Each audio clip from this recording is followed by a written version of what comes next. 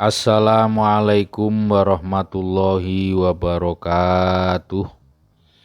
Biniyah liridho illahi ta'ala wa bisyafaati rasulillah sallallahu alaihi wasallam.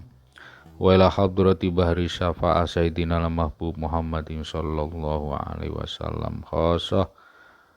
Wa ila hadrati musannifi wa muallifi hadzal kitab. Al-Fatihah. A'udzubillahi minasyaitonirrajim. Bismillahirrahmanirrahim. Alhamdulillahirabbil alamin arrahmanirrahim maliki yaumiddin. Iyyaka na'budu wa iyyaka nasta'in. Ihdinas siratal mustaqim. Siratal ladzina an'amta 'alaihim ghairil maghdubi 'alaihim waladdallin. Amin. Bismillahirrahmanirrahim. Qala al-musannifu rahimahullah ta'ala wa nafa'ana bihi wa bi ulumihi wa bi asrarihi fid dharaini amin ya rabbal alamin. Rabbana atina min ladunka rahmah wa hayyi lana min amrina rasyada rabbi shrahli sadri wa yassir li amri wahlul 'uqdatam min lisani yafqahu qawli. Amin. Bismillahirrahmanirrahim. Ats-tsaminatu, sholat sunat yang ke-8. Sholatul hajati, yaitu sholat hajat. Faman maka siapa yang doko mendapati kesulitan alaihi padanya. Al-amru, sesuatu urusan, sesuatu persoalan. Jadi barang siapa seseorang mendapati sebuah kesulitan, disempitkan atau terhimpit oleh suatu urusan, wa massathu, dan telah mendesaknya hajatun, sebuah keperluan, fi sholahi dinihi, untuk memperbaiki urusan dunianya, urusan agamanya, wa dunyahu, dan urusan dunianya. Ila amrin, pada sebuah keperluan, ta'adzaro, yang sangat sulit, alaihi, kepadanya. Dan di situ ada sebuah desakan atau keperluan untuk memperbaiki urusan dunianya maupun urusan agamanya. Dan persoalan itu sangat sulit untuk dipecahkan. Jadi kalau dipecahkan dengan solusi-solusi fisik, solusi-solusi pikiran, itu kayaknya tidak mampu. Artinya sulit sekali pemecahannya. Oleh karena itu, Imam Al-Ghazali memberikan sebuah saran. Fal yusolli, maka hendaknya dia sholat, melaksanakan sholat, hadhihi sholata, sholat ini, atau sholat seperti ini. Jadi Imam Ghazali menyarankan, menganjurkan untuk melaksanakan sholat hajat dengan kaifiyah seperti ini, dengan tata cara seperti ini. Faqad ruwiya, maka sungguh telah diriwayatkan, ngan Wuhai bibnil Wardi, dari Syekh Wuhaib bin Warod, bin Wardi atau bin Warod, annahu, bahwasanya dia telah berkata, beliau mengatakan, inna sungguh minat du'ai, di antara doa alladzi la yuraddu, yang tidak akan tertolak, ayusolia, bahwa apabila melaksanakan sholat, al-abdu, seorang hamba, isnatai asrota, dengan 12 rokaatnya. Sungguh di antara doa yang tidak tertolak yaitu adalah manakala seorang hamba mau melaksanakan sholat hajat 12 rokaat. Jadi 12 rokaat, di dalam setiap 2 rokaat membaca salam. Berarti 6 kali salaman.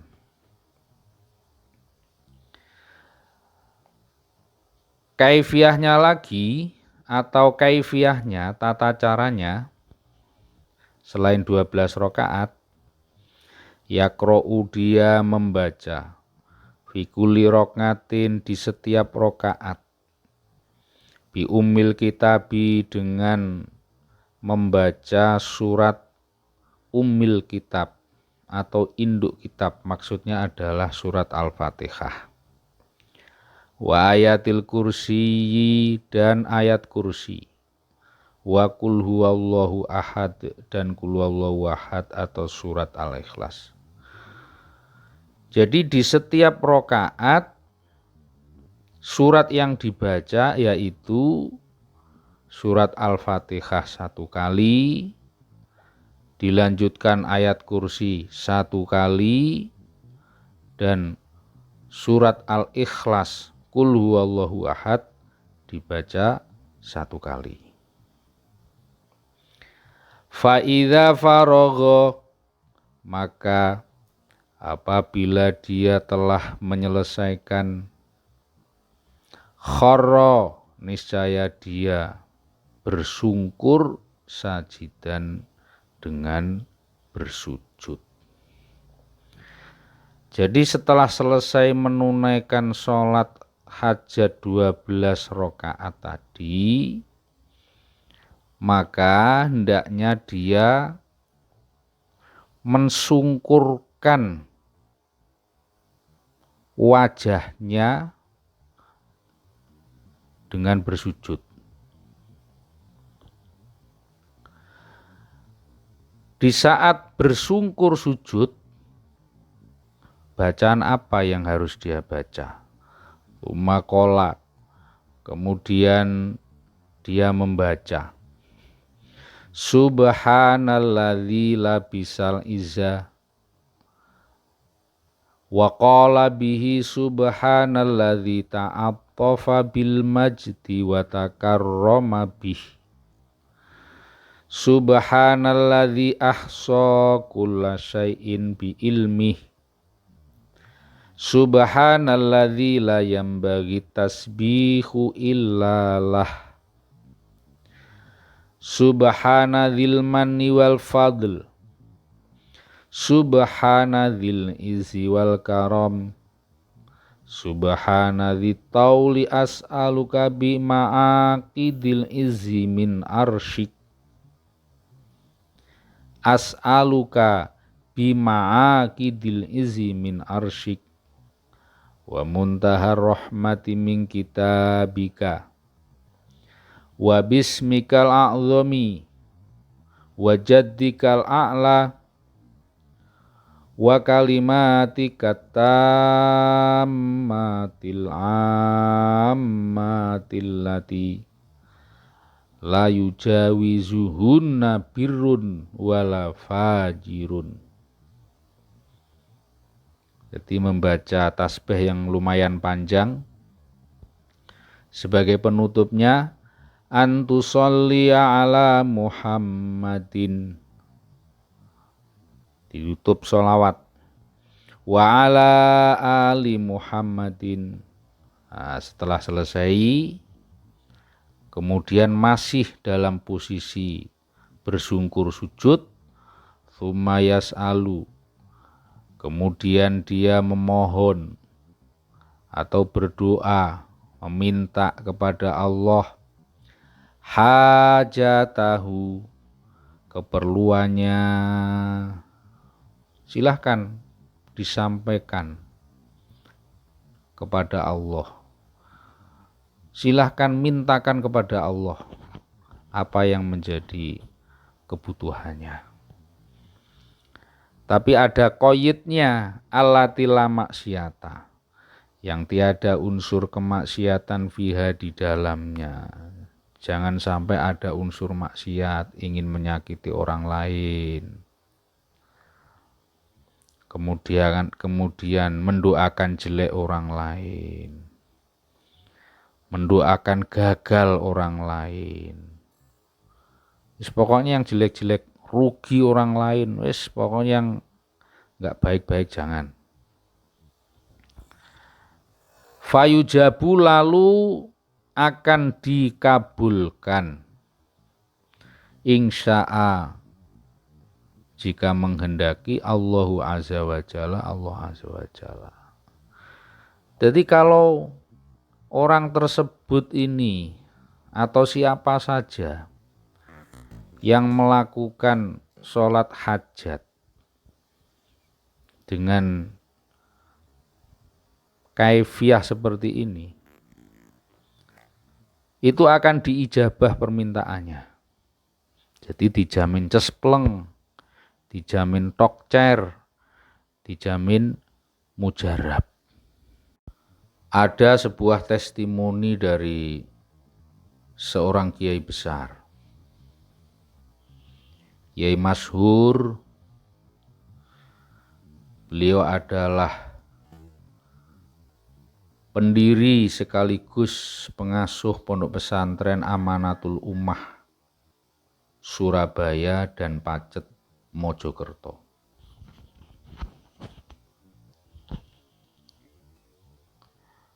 Beliau ini seorang kiai yang sukses dan juga pengusaha miliarder yang dermawan.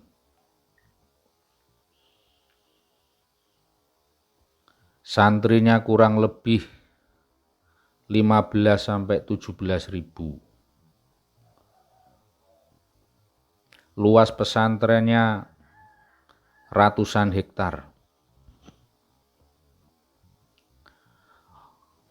Penghasilan dari usahanya per bulan sekitar 7-8 miliar. Beliau dalam setiap bulan bersedekah kurang lebih 1 miliar dan itu rutin dilakukan. Bahkan beliau ini punya kebiasaan unik yang tidak dimiliki oleh pada umumnya kiai-kiai yang lain,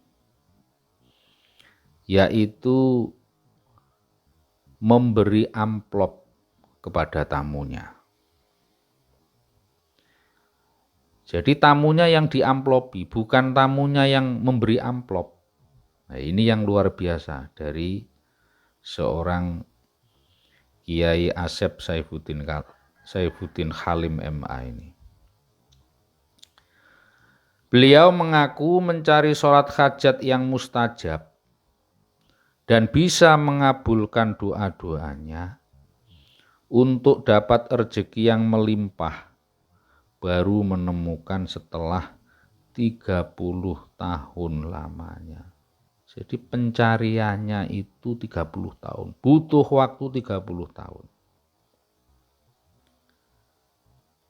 Pada suatu kesempatan beliau juga pernah menyampaikan, dulu saya melakukan sholat hajat dikasih tahu kiai, caranya begini. Setelah saya jalani ternyata saya merasa kurang sreg. Saya tanya lagi ke kiai, lalu dikasih tahu. Tanya lagi ke kiai, lalu dikasih tahu. Tanya lagi ke kiai, lalu dikasih tahu. Terus seperti itu. Tapi setelah saya lakukan, ternyata juga tak bisa mantap, tidak bisa mengabulkan doa dan keinginan saya. Pada suatu ketika, Allah menghantarkan saya untuk mendapatkan sholat hajat yang sreg dan sesuai dengan keinginan saya dan bisa menjadi penyebab terkabulnya doa-doa dan permintaan-permintaan saya, yaitu sholat hajat yang kaifiyahnya seperti yang dijelaskan oleh Imam Al-Ghazali di dalam kitab Ihya Juz 1, tepatnya di bab Nawafilus Sholat pembahasan ke-8. Sampai hari ini kaifiyah sholat ini atau sholat hajat seperti ini beliau lakukan terus. Beliau rutinkan terus.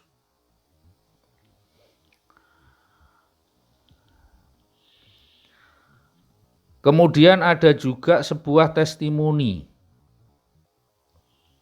dari kiai besar, Kiai Top Markotop yang terkenal baik di Jawa Timur maupun di Indonesia. Beliau adalah Profesor Dr. Kiai Haji Abdul Ghafur,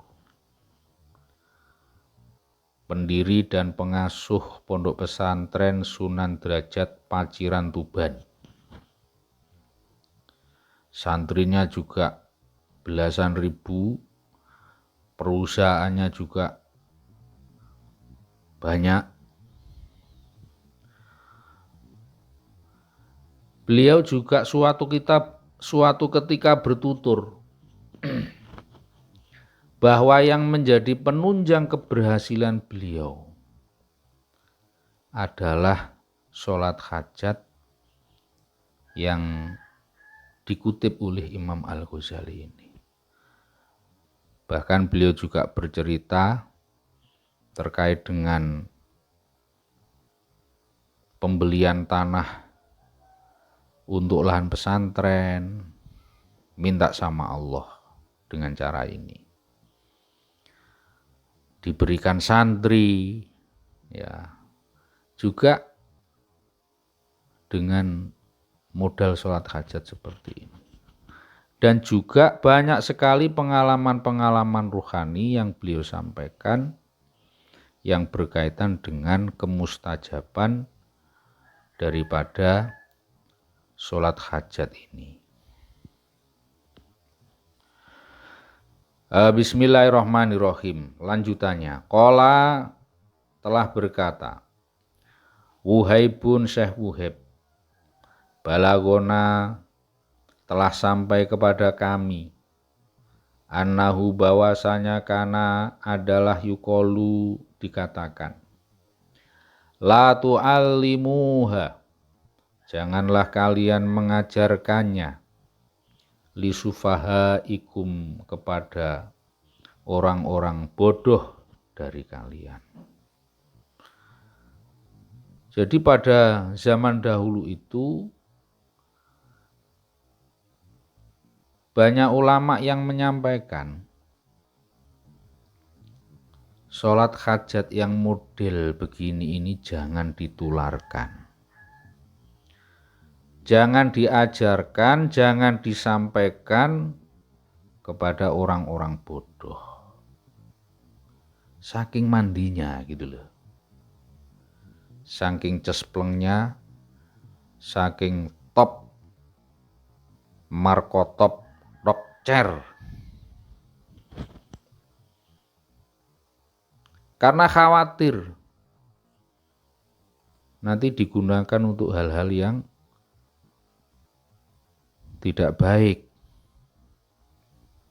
Nah, di lanjutannya ini dijelaskan.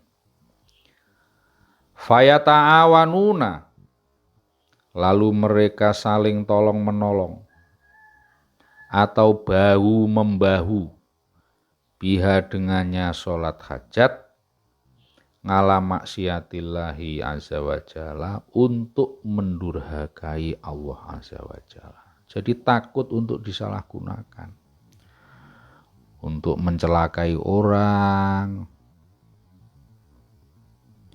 digunakan untuk menghambat rezekinya orang, digunakan untuk merusak rumah tangganya orang, dan kemaksiatan-kemaksiatan yang lain. Para jamaah yang dimuliakan Allah Subhanahu wa Ta'ala, mungkin pengajian pada pertemuan kali ini kita cukupkan demikian. Mari kita tutup dengan bacaan hamdalah bersama. Alhamdulillahirabbil alamin. Subhanakallahumma wa bihamdika asyhadu alla ilaha illa anta astaghfiruka wa atubu ilaik. Wassalamualaikum warahmatullahi wabarakatuh.